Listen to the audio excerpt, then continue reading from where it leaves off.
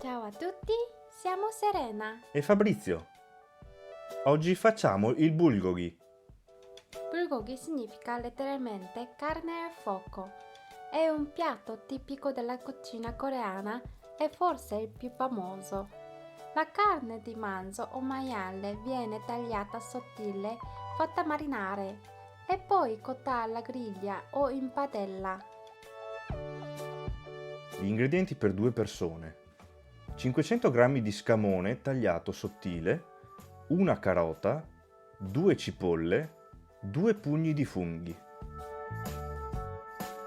Per la salsa, un bicchiere di salsa di soia, un terzo di bicchiere di succo di pera o mela, un bicchiere di acqua, 2 cucchiai di zucchero, una cipolla, 3 spicchi di aglio, pepe. Iniziamo! Prepariamo la marinatura. Tagliamo la cipolla e l'aglio. Aggiungiamo un bicchiere di salsa di soia, un bicchiere d'acqua e un terzo di bicchiere di succo di pera. Poi 2 cucchiai di zucchero e qualche macinata di pepe. Poi frulliamo bene il tutto. Ora tagliamo le cipolle. Mettiamo le fettine di carne in un contenitore. Aggiungiamo le cipolle appena tagliate. Poi versiamoci sopra tutta la salsa. Mescoliamo bene il tutto per facilitare la marinatura. Ora lasciamo marinare la carne per 20 minuti. Nel mentre prendiamo la carota e tagliamola a listarelle.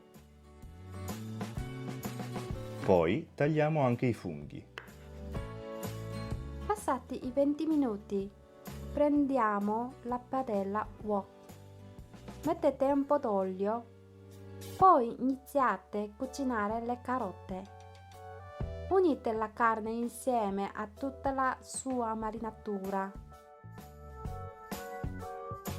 Fate cucinare per qualche minuto, girando di tanto in tanto.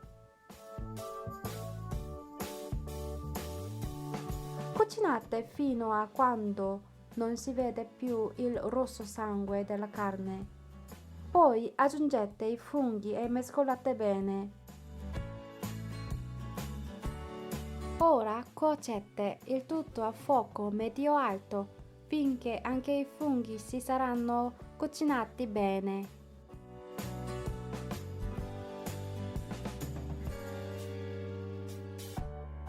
Se non avete una pentola wok, usate la più grande pentola antiaderente che avete. Dopo la cottura, servite la carne con del riso o del pane.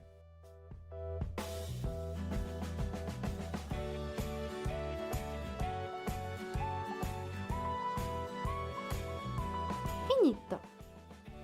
Buon appetito! Alla prossima!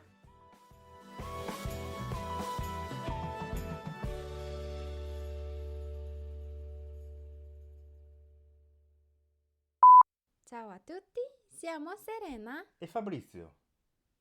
Oggi facciamo